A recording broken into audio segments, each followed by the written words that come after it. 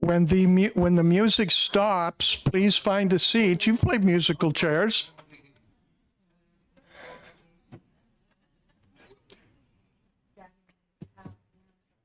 Oh, you're our clerk today. Thank you.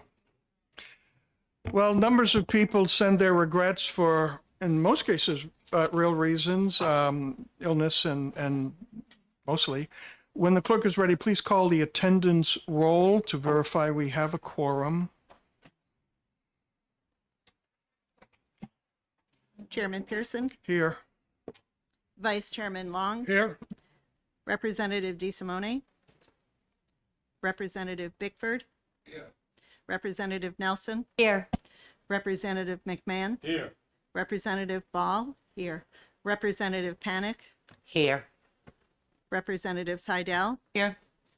Representative Grossman, Here.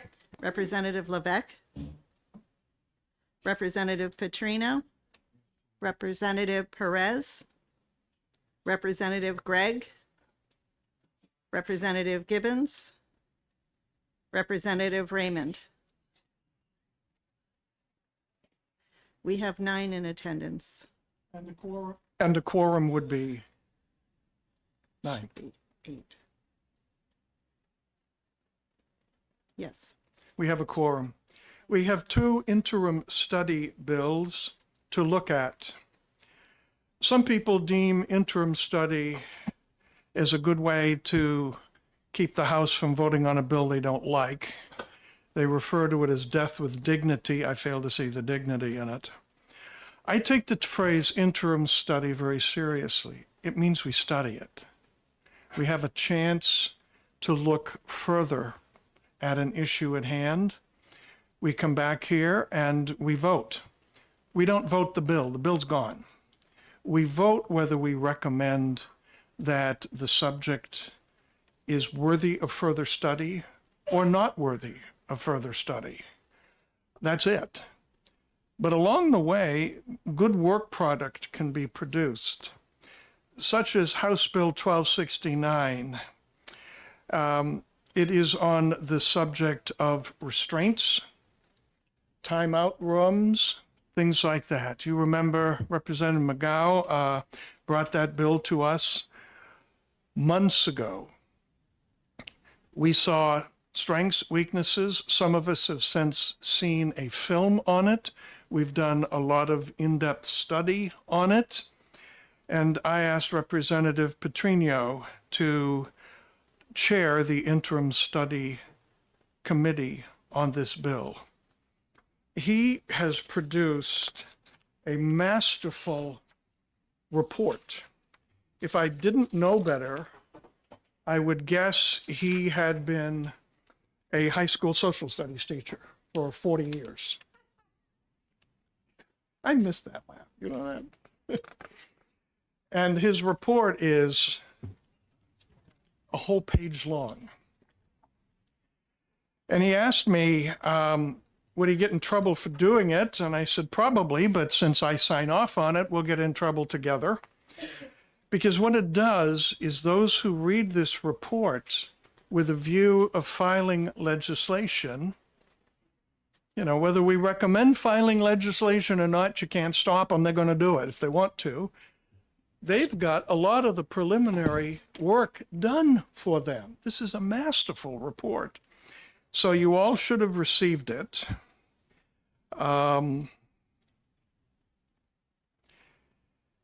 There were 2 meetings of the committee. There was a special viewing of a movie, The Kids We Lose, which after I watched it, I sent him a lengthy critique of the movie, which was largely negative. And it said it exactly followed his views on it. He thought it was an ad. I thought it was an ad for a company wanting to provide a service that really didn't understand kids act out for numbers of reasons, not just the reason where their company could make a difference. I'm not saying their company doesn't make a difference. I am saying that kids act out for a lot of other reasons than what their company believes. He's done further research. Many of you have done further research. So I present to the committee on his behalf his report. For those of you who have not had the opportunity to read it, I'll give you a chance to do so. We'll take about 3 minutes. Read quickly.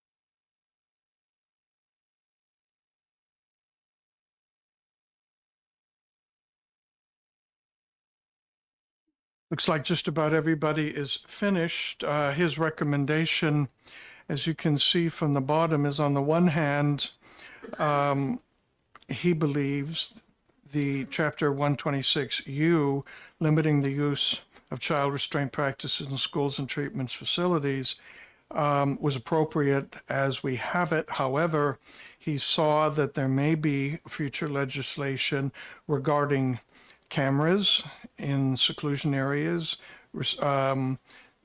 Camera issues may need to be looked at in legislation because of the opposing virtues of privacy on the one hand, and making sure that testimony of that teacher beat up the student is not verified by the camera showing differently.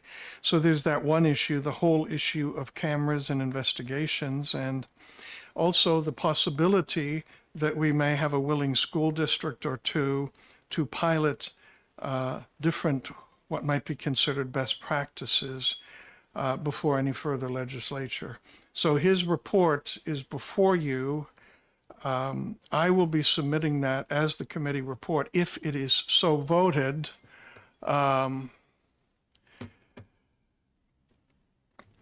Any discussion on the report, which will be his motion? Yes, we recommend further legislation. Hi, Representative Grossman. Thank you, Chairman Pearson. Having done some work with trying to get cameras on buses, on special education buses, and things like that in the past, I know that this is important work, but there are also those privacy issues, and the ACLU was very active when the bus issue came up as well. But one of the overriding messages of this, I think, is the importance of best practice and encouraging school districts to consider other methods of, methodologies to help work with our kids and our populations that need this. And one of the main concerns, I believe, for these kids is that a lot of times these children are not kids that can report back to you. I'm the parent of one of those. And so it's our duty to protect our kids, and to make sure, but it's also to keep privacy. I do not believe in putting cameras on teachers, as was body cameras, as was suggested. But I think that this report is, like you said, very well done. And I would recommend this report with the recommending of best practice use and possibly working with individual school districts to work in seclusion rooms. The motion before us will be simply, do we recommend this topic worthy of future legislation? I do. Yes. Anyone else wish to speak to this report? Representative Panic. Thank you, Representative Chairman Pearson. My son was a Lowell police officer, and when they first started bringing in the cameras, they did not like the idea. They are so grateful to have these cameras because it avoids a lot of unnecessary lawsuits. So I think this also protects the teachers as well as the students. So I'm in favor of something like this. That's it. Thank you. Anyone else? Representative Bickford. Hey, far away from his nameplate. Far away, what? Oh, from the, is that right? No, well, unless you wish to Oh. be, Perez. no, but it's the next one up is Bickford. Oh, You can be Hispanic, or you can go to Levesque and be French, or you can be Bickford. When we left off on the bill, I recall that most of us didn't really want to go with the first part of the bill, which was about filming in the classroom. And then it moves on to the filming in the solitary area, which I think was cordoned off or sequestered from the rest of the classroom. And I didn't have any problem with that. Is there any way the report can say, mention that? Because I didn't think anybody wanted the classroom camera. No. So it would be a misrepresentation if we just broadly said, yes, this thing should be completely passed. We're not recommending any of these things. This is simply his committee report. What we are voting on is whether we think there should be future legislation. We are not giving the content of the future legislation itself. Future legislation on the whole thing would be no, but on part of it, yes. Am I missing something? Yeah, you're missing the breadth. Don't overthink this. Don't over detail this. Should there be, we recommend, future legislation of whatever on this subject of restraints? Or should there be no future legislation on the subject? We're not saying the details. Oh, okay. The recommendation is yes to future legislation or no. That's all we've got. We're not revoting the bill. The bill is gone.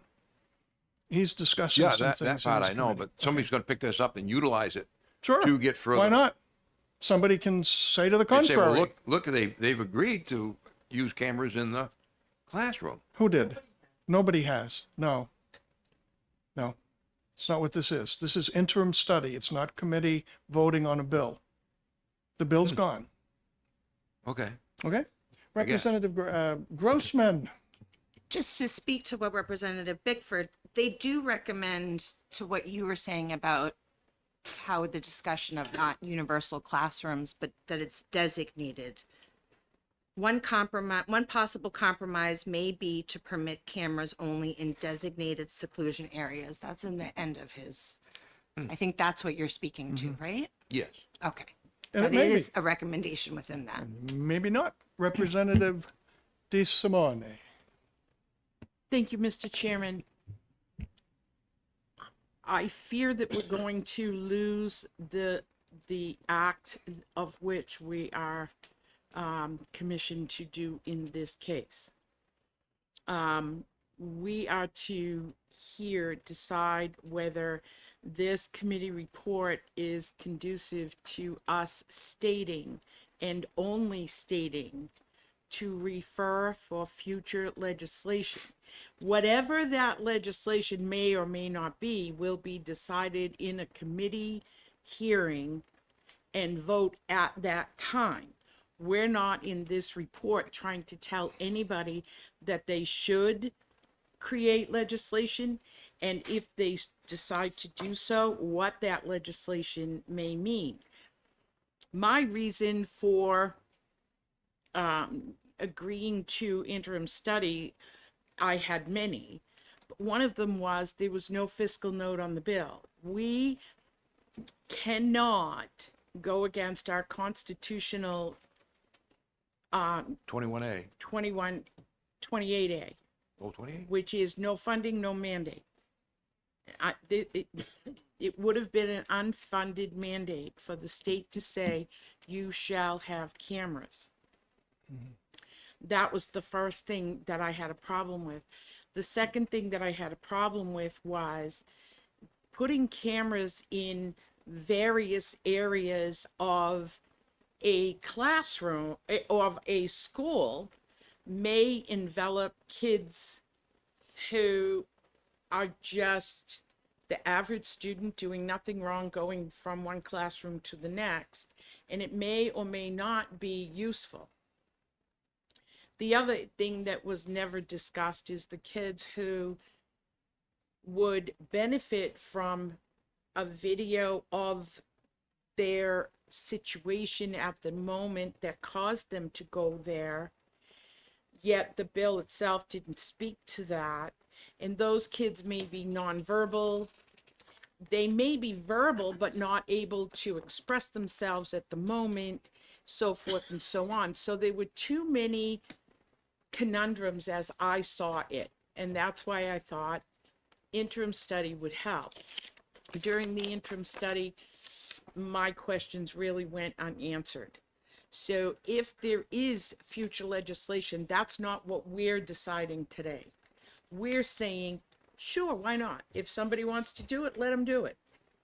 And we will debate that once the legislation is written. So this is pretty much a synopsis of our many meetings concerning the subject. We were all wholeheartedly in agreement with Representative Petrino's report. So that's all. I hope I helped you Good, thank to you. understand where this report is really going. It's not going to suggest future legislation. It's pretty much saying, sure, if you want new legislation, have it. We'll debate it at that time. If you don't, no problem.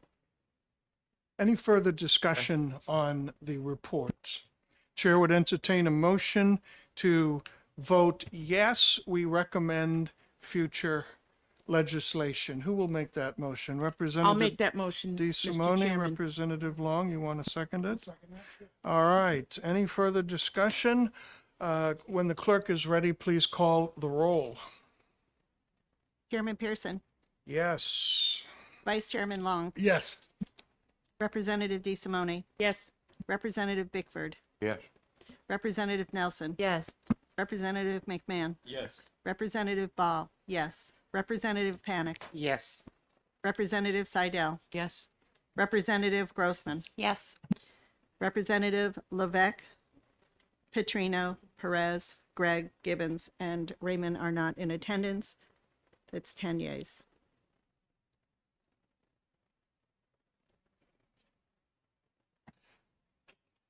And you can turn one of these in, Representative Ball, to the committee assistant, Special K, to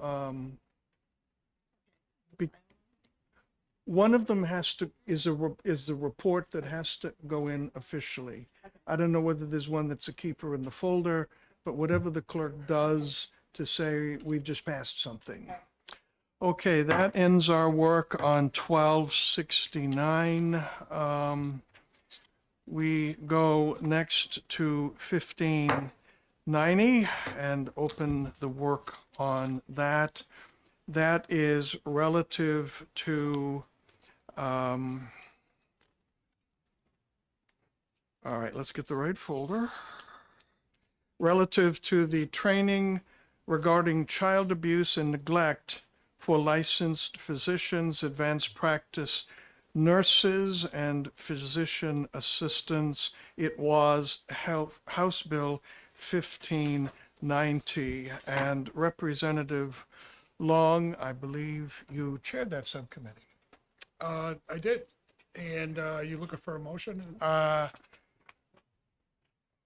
I'm looking, no, at first I'm looking for a discussion. So your report, and does everyone have a copy of his reports? Probably not, because I have them.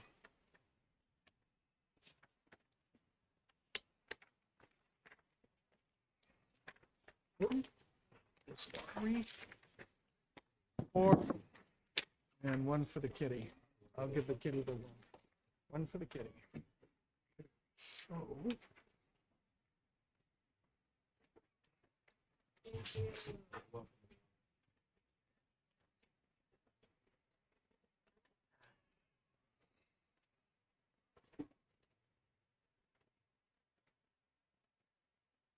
so if I may, Yes, please, make your report. so there was a group. What first got me to bring this bill forward was there was a group working on something like this outside of us. They had called me. Actually, it was 2 or 3 days prior to you deadline for submitting bills, and I agreed to submit a bill that just made sense to me. As we had the hearing, there was some confusion on training. There was also some mention of some of the pediatrics had concern about who would be responsible for overseeing this. And those were all questions that were put in the air that we weren't ready to answer those questions. That's why I recommended the interim study. And in that, there's still some work that needs to be done on whether this goes to your license, whether this is just a legislative change where we would require it. What would be the training? How would you be able to access that? Who would be responsible again for overseeing this? And who would be required? Actually, I got an email from another entity, and I can't recall them offhand, that also wants to be included in the training. They want their people, an association that wanted their people to be included in this training. Yeah, it's pretty basic. What I'm looking to move, whatever motions needed, is recommend further legislation. Okay, anyone wish to speak to Representative Long's presentation? Representative McMahon. Thank you, Mr. Chairman. Representative Long, specific to the letter that you provided us, when it states the minimum of physicians currently taking the available training, within that available training, is there none specific to identifying abuse? Well, at this time? Is that? Yeah, it's not necessarily abuse. There's training available now, and there's a minimum of physicians that are currently taking them. Not saying that those that aren't taking it are bad. We don't know what that reason is. All we've identified is there's a minimum that are taking it. And then one follow-up, Mr. Chairman? Follow up. Okay, and then just within the bill, when it states voluntary versus required, that's what you want to have additional legislation on, is requiring. Correct. That would include some specificity Correct. on the subject matter. Yep, Okay, correct. Thank you. Any other questions? Representative Nelson. I don't have a question. I just had some. Representative Nelson for a discussion. statement. We heard feedback that, doctors learn about what the definition of child abuse is in medical school and training that they have when they're preparing to be on their own as a doctor. And I think that some piece of legislation needs to be established because, as we know, the different definitions of abuse vary across the states. We don't know where these people have gotten their medical training, and also continuing education because legislation continues to change. So, I was really, really deeply affected by the testimony of the two doctors who told us about two infants who were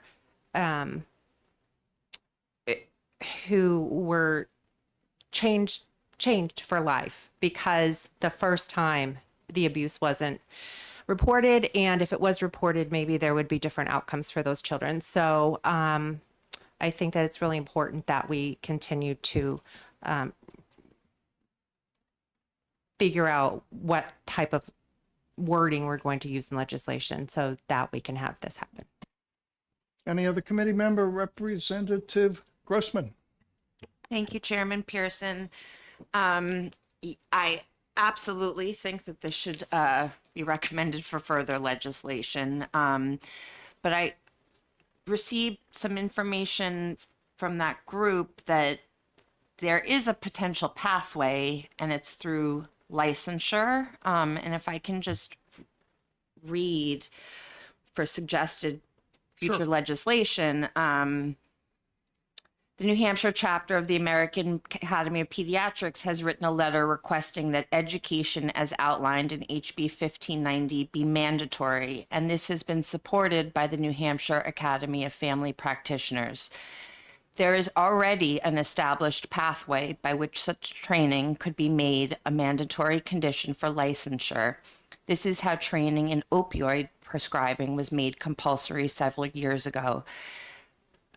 Despite the meeting with the Board of Medicine, the Board of Nursing, and the Office of Professional Licensure and Certification, these entities have not taken action yet. So there is a way, a pathway, and the subtleties, what we're hearing right now about babies with broken bones, the subtleties that can happen in a conversation where a pediatrician, a nurse needs special training to be able to identify. I mean, these are close held secrets in a family. So if the possibility of going through licensure for future legislation, because this is important training that needs to happen, I believe. Thank you. Anyone else in the committee? Representative DeSimone. Thank you, Mr. Chairman. I too agree that all medical professionals should be well trained in the area of recognizing child abuse and being aware of their New Hampshire state laws insofar as what we consider child abuse. Many physicians come to our state, and thankfully so, and they are aware of other states' regulations on child abuse and what constitutes child abuse and what does not. So I think this training could only assist those physicians. I think that one of the issues that I had well, I know that one of the issues that I had in this bill is it wasn't specific enough as to what that training would be, insofar as there are so many trainings out there and many entities offer training. We needed to, I believe, be more specific as to the criteria that should be met in this law, as to the training that physicians, physicians assistants, and any other medical staff should avail themselves of. So it's a lot of words to say that it's very simple to recommend this for future legislation, but be more specific. That's all I'm asking for. Thank you, Mr. Chairman. Is there, yes, Representative Bickford. Yeah, I feel the same exact way as Representative DeSimone. There was a lot of hours that doctors going to spend, according to the bill, learning about something over and over again. It was their training was repetitious. And I know, I've never been to a doctor's office that they weren't concerned about any kind of abuse, including me. You know, are you safe at home? Those things. And I feel the bill, it's an end run around the regulatory process that we do through 551A, I think, you know, give the authority to regulatory setting the standards and such by them. If we don't think they're doing it right, then we do the end run and make legislation over and above their regulations. And I just didn't hear any of that. I mean, did we even hear from, I can't remember if we usually hear from Dartmouth, but I'm not convinced that the regulatory process is broke down. And when I am, and that is the right time to overstep the regulatory boards. In fact, I saw a lot of stuff come in this year that was just plucked out of the regulations and waste of time. So I'm not in favor of going forward with it.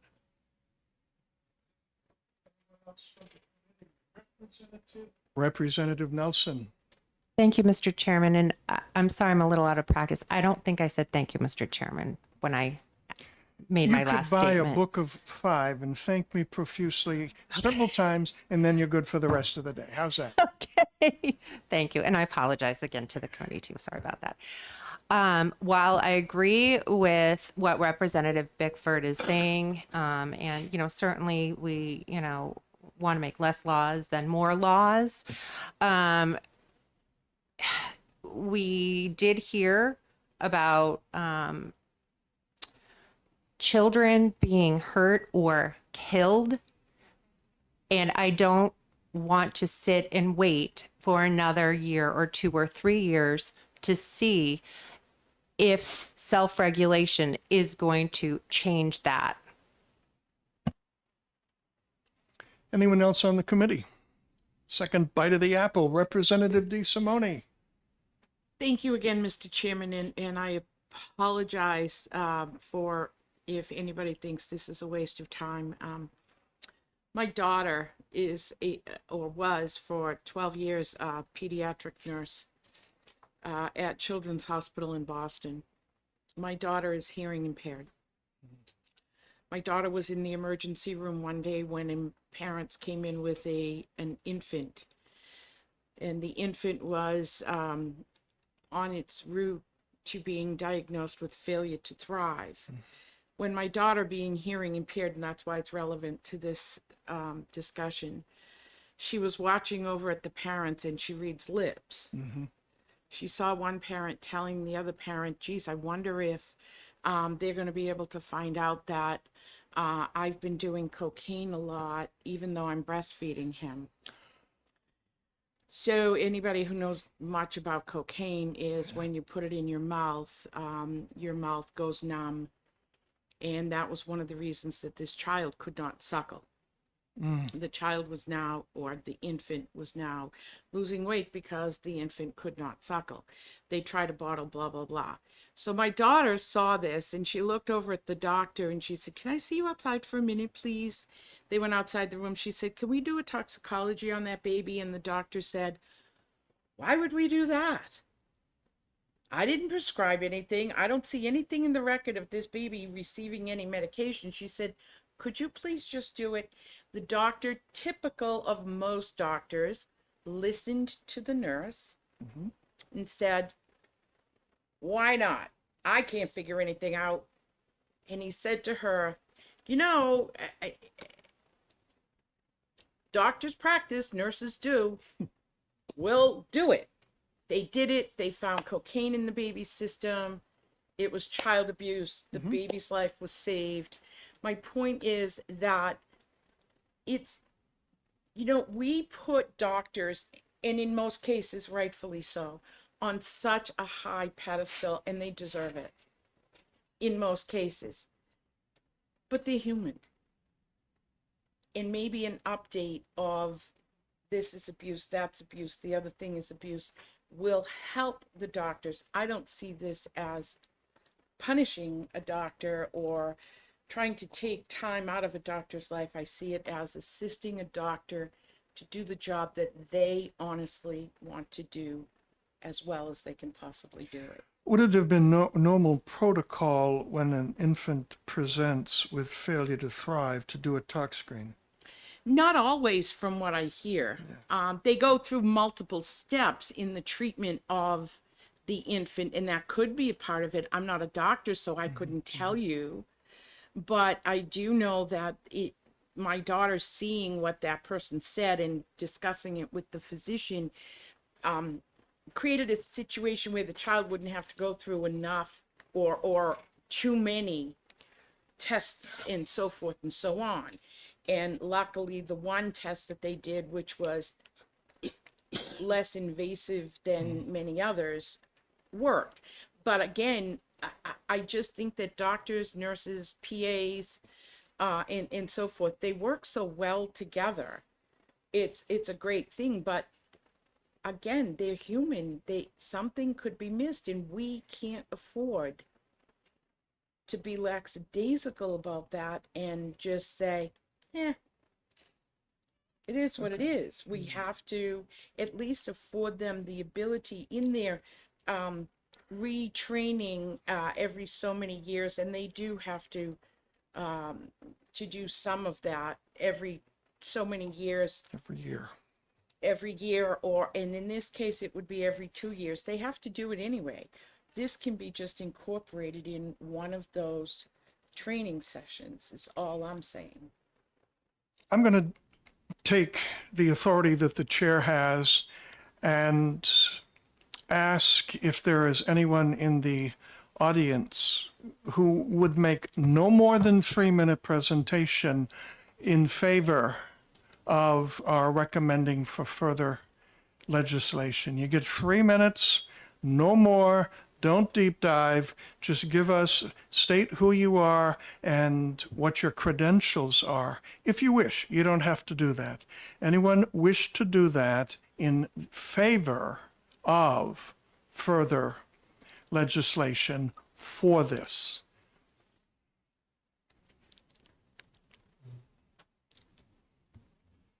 Good morning, Mr. Chairman. My name is Wendy Gladstone. I am a retired child abuse pediatrician. I'm one of the people who came to you last January with suggestions for this legislation. We recognize that House Bill 1590 is not going to go anywhere, but we feel very strongly that legislation is needed to address this problem. As pointed out, physicians, nurse practitioners, and physician assistants want to do the right thing, but many of them do not understand how to evaluate a child for the possibility of abuse.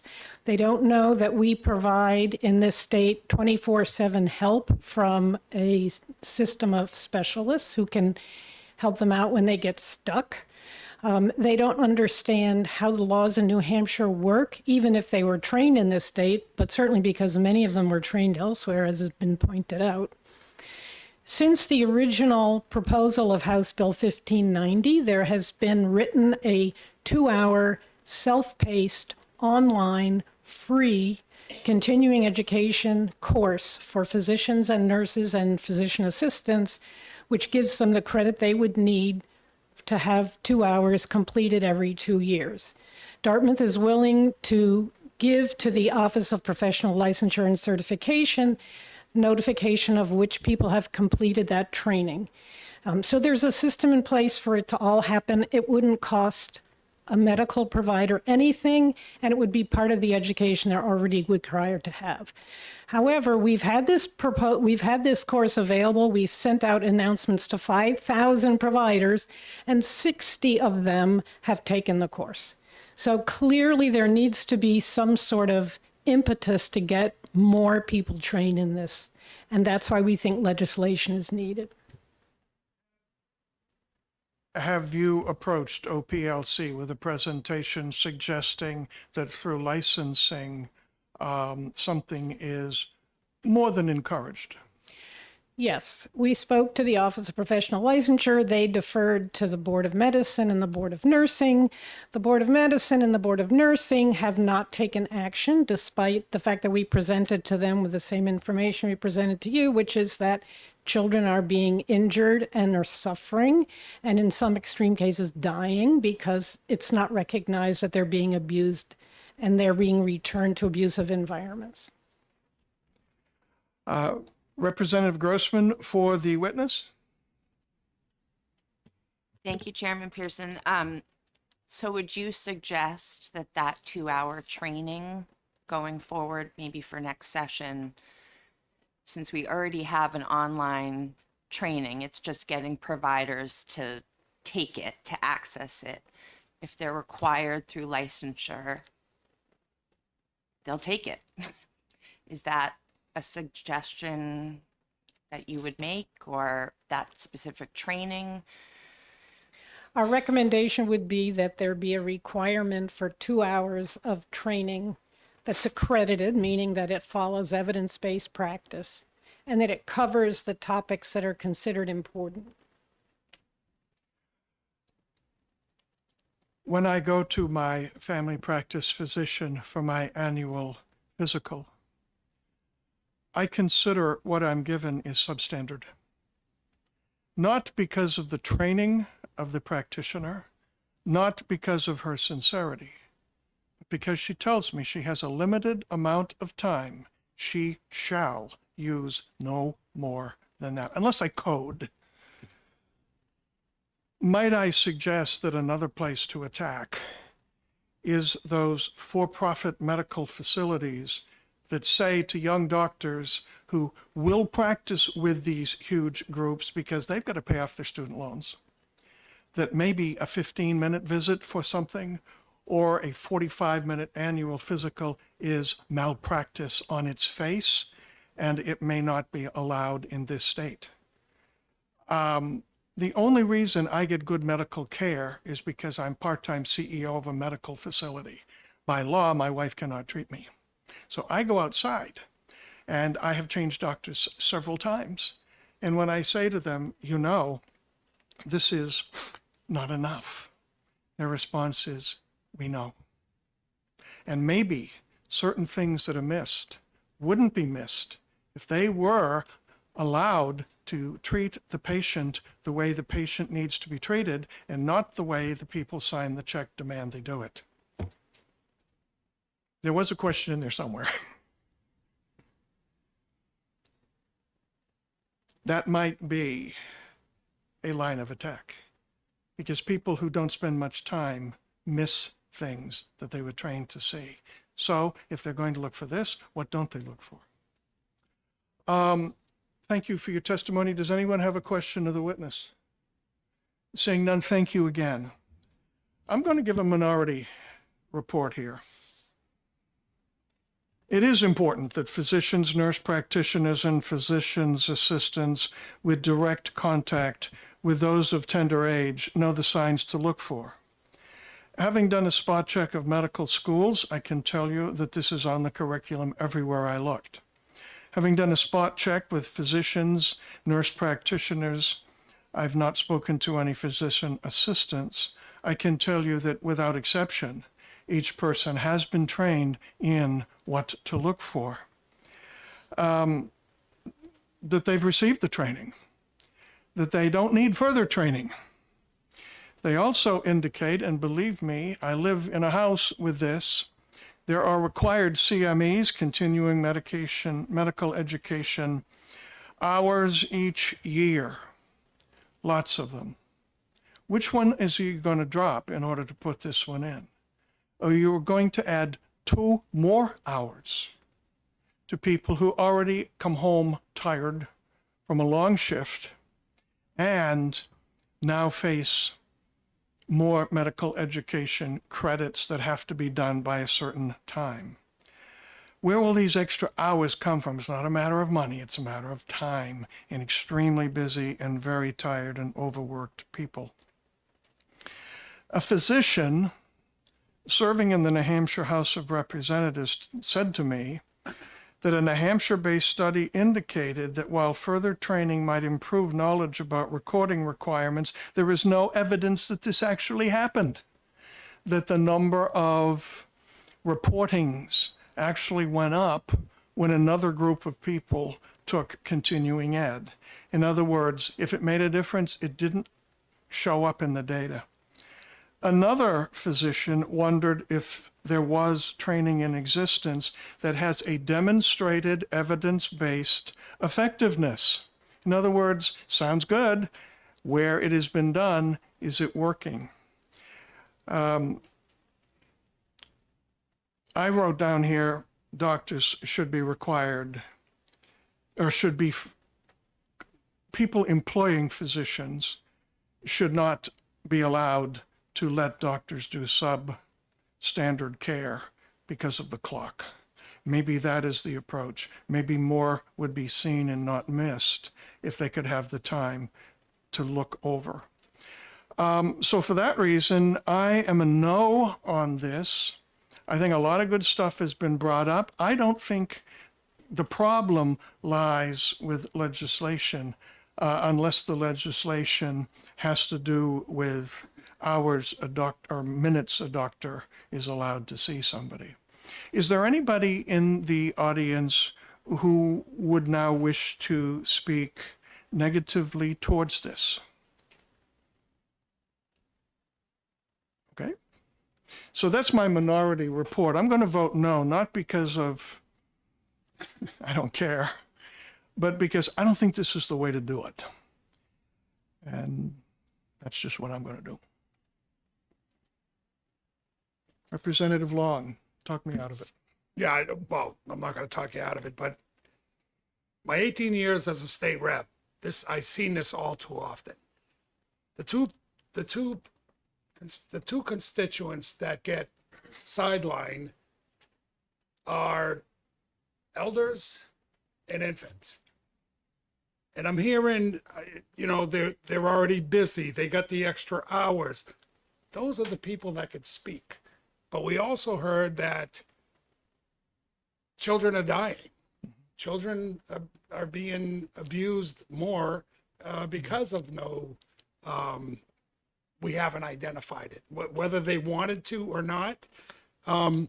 So I'm even looking at this curriculum to, how do I deal with detectives? How do I deal with the Child Advocate Center? How do I deal, those could all make it easier for a doctor, because, okay, if I report this, I'm going to get a call from these 3 entities. How do I deal with them? So there's time I'm spending on that. So I think there's a way with which we could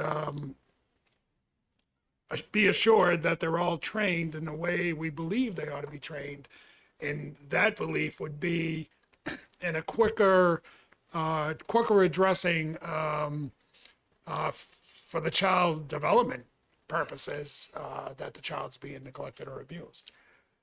Let me dialogue with you if I may. Some of the children that we don't have a pediatric practice, but we do have young adults who come in who are in homes with their parents. And we have seen abuse and duly reported it. And as we looked at our records, we discovered we haven't seen this person in 3 years.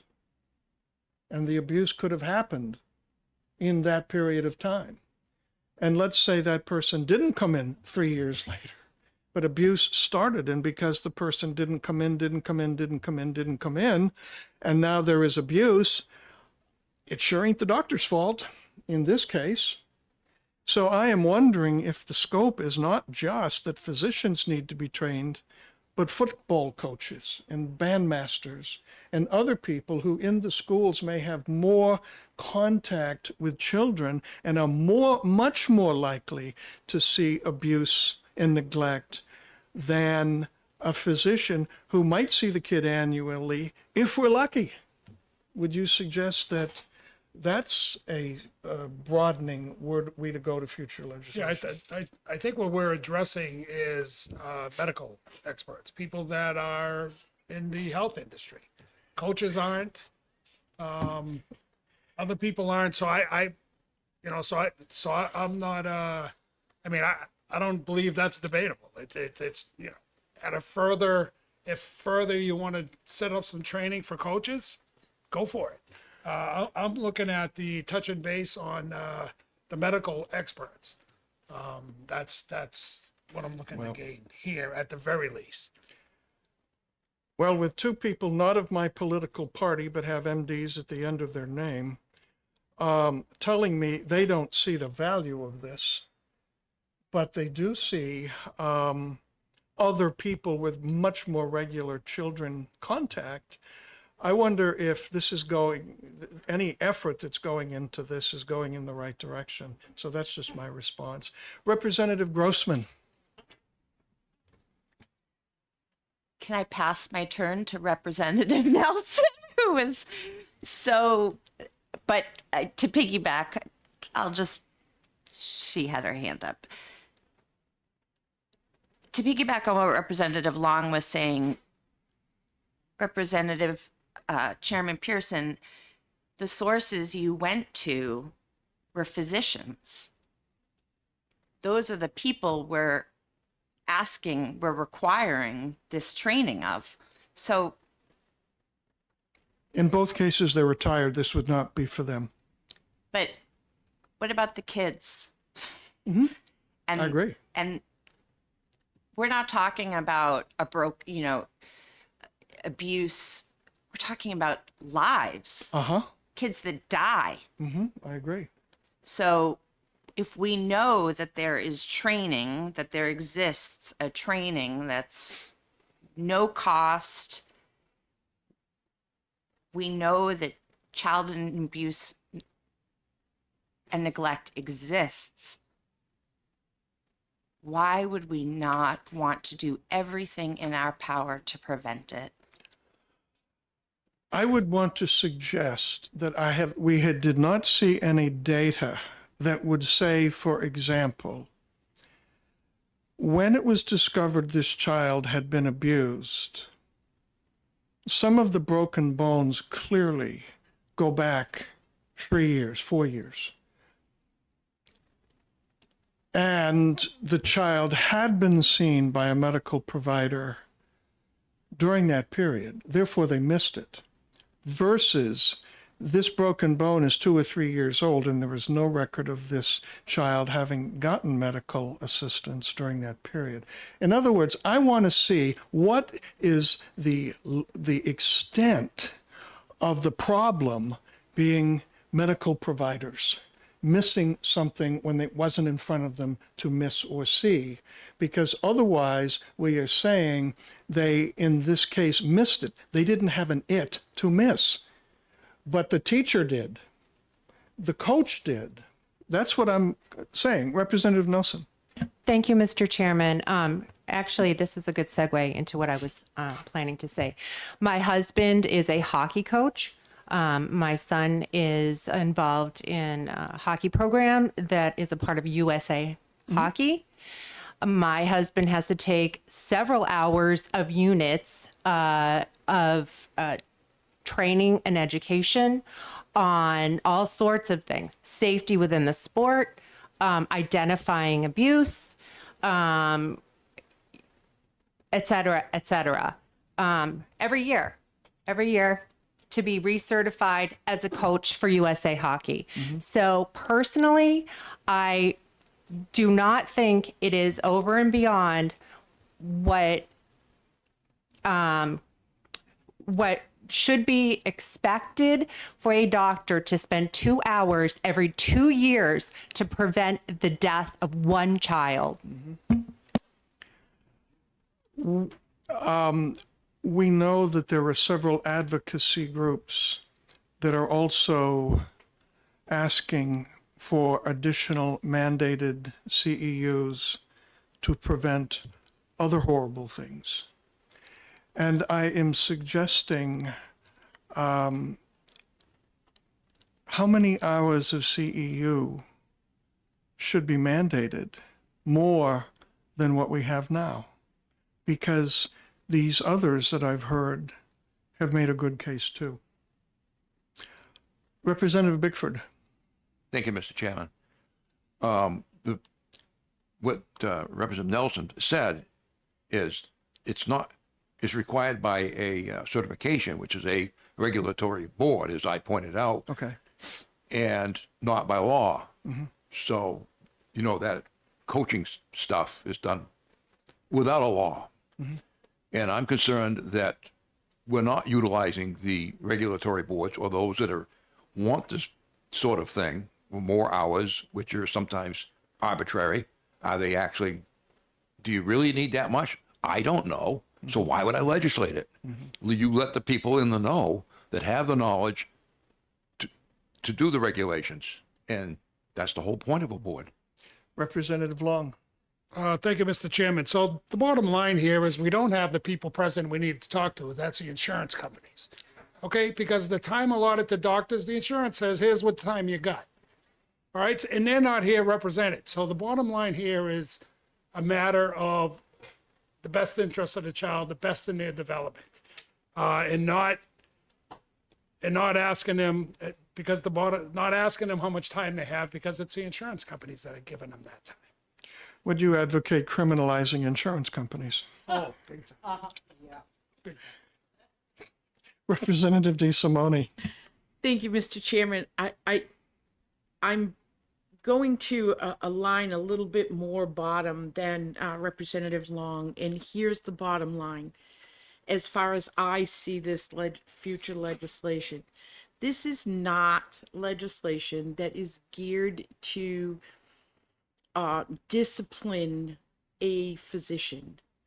This is not an attack on a physician's knowledge or capabilities.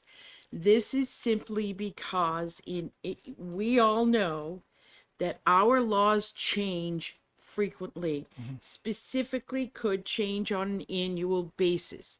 Now, if we find that this issue is child abuse this year, and a physician doesn't have the time, and I'm going to go into the time element, to check online all the laws that we have passed or not passed, this 2-year update will assist the physician that I have full confidence wants to do the job well.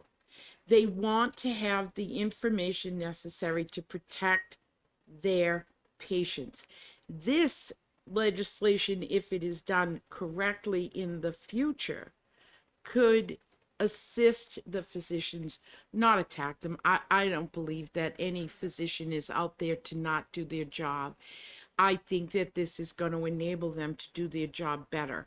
I just think that we have lost 5 children in the past couple of years due to neglectful abuse on other aspects on through state agencies, not through doctors. They're trying, and I think they need our help.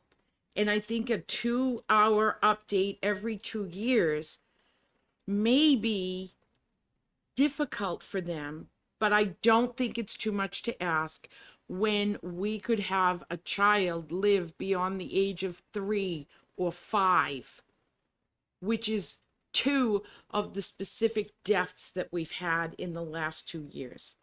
So that's why I don't see the harm in this future legislation. Anyone else? Representative Seidel. Thank you, Mr. Chairman. I just wanted to add, I was in a Christian band for 13 years. You were and where? In a Christian band for 13 years in my church.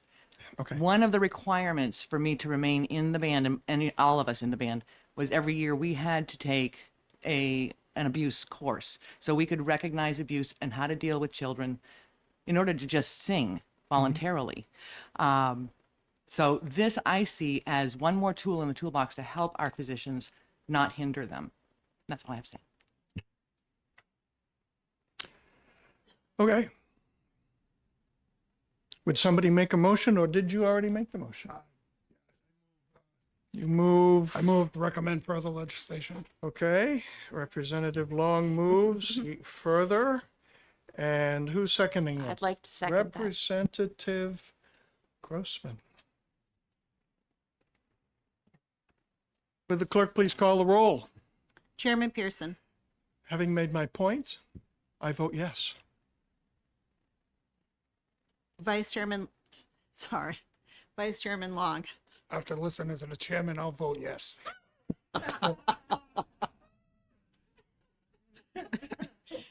Representative DeSimone, After hearing the chairman loud and clearly, I vote yes. Representative Bickford, Representative Nelson, Passionately, yes. Representative McMahon, Yes.